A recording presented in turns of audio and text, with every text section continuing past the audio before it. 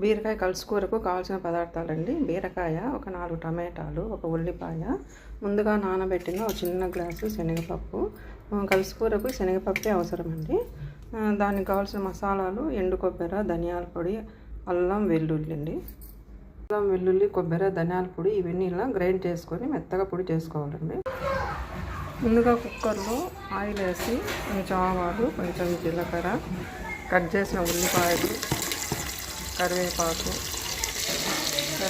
వేసి కొంచెం వేగిన తర్వాత గ్రైండ్ చేసుకున్న మసాలా పొడి బాగా వేగిన తర్వాత టమాటాలు వేసి కొంచెం మగ్గిన తర్వాత కొద్దిగా పసుపు వేసి కొంచెం వేగిన తర్వాత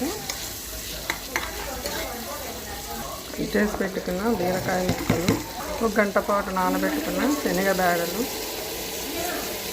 2 స్పూన్ల కారం పొడి వేసి బాగా కలయబెట్టాలి. బాగా ఇవన్నీ కలిసిన తర్వాత తగినంత ఉప్పు కూడా వేయాలండి.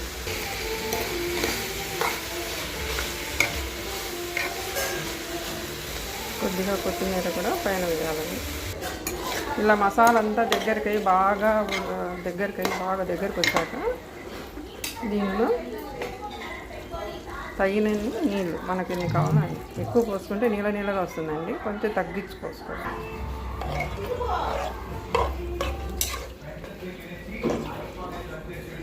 ఇప్పుడు మూత పెట్టి 3 విజిల్లు రానివ్వాలి.